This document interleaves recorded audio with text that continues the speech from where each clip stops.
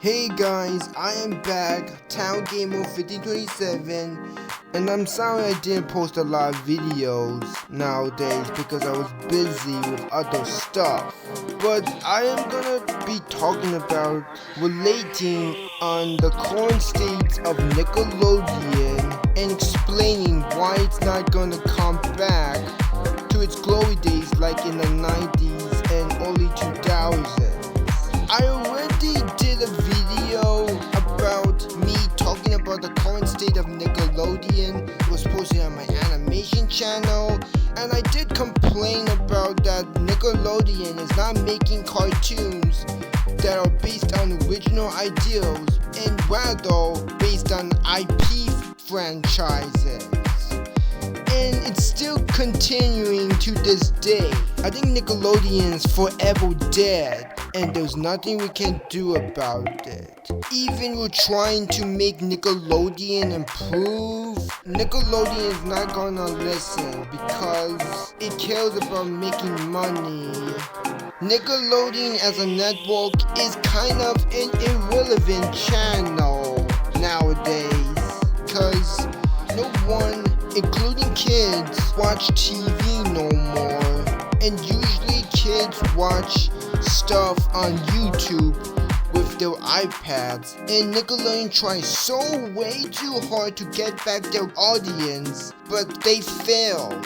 You know why? Because they market their live action shows and too popular Nicktoons over good Nicktoons that didn't see the light of day, which is Glitch Titch and Harvey Beats. Hell, even the animation side of things when it comes to the productions of those shows is good than the live action side, which does have bad production. When it comes to Nickelodeon not protecting their kid actors who played in their shows, it's due to many different interesting factors of the downfall of the network. Like ever since the mid-2000s, Nickelodeon was pumping out short-lived, forgettable Nicktoons like LT Gray, Cat Scratch, and The Mighty Bee. Kids were watching web videos on YouTube rather than watching cartoons on TV when the mid-2000s came along, and Nickelodeon lost their spark, and their only relevancy to their channel was SpongeBob and their live action sitcoms, since they make more money, and they decided to market them more on their channel. And I have a theory on relating on what I just said. There is one thing that causes this decline, and it's one of the things that gives Nickelodeon's recognizable identity, but also hinders their reputation through generations. That is Nickelodeon being a little too tight and trendy with 90s pop culture. People could say that what is 90s culture got to do with the decline of Nickelodeon? Well, let me explain more detail about that. It is no secret that Nickelodeon became well known, dominating children's entertainment and animation in the 90s. Nickelodeon revolutionized the animation space in TV with Ren and Stimpy, Rugrats, and Doug, with an edgy, gross text and quirky feel that sets them apart from other cartoons that were toy-based back in the time. Nickelodeon was so big in the 90s with diverse content, whether they be live-action shows or animated shows. Their lineup of shows in the 90s were well balanced. But there is one problem with 90s Nick. One single problem that isn't really a big problem, but somewhat hinders it. that is the content being pretty niche for 90s kids. Although the Nicktoons from the 90s was still talked about and still loved to this day, Nickelodeon in the 90s was pretty niche with its audience, being obviously kids, since Nickelodeon is a kids channel. Most of their shows talks about kids in their everyday lives in the 90s, like Doug, Hey Arnold, Carissa Explains It All, The Adventures of Pete and Pete, and other Nickelodeon shows that features kids, which somewhat gives Nickelodeon a dated feel.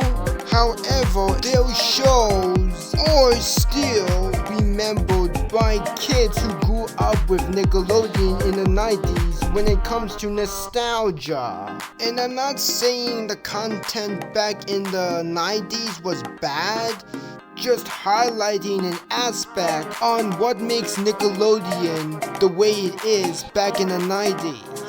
Nickelodeon was a well-known, relevant kids channel in the 90s.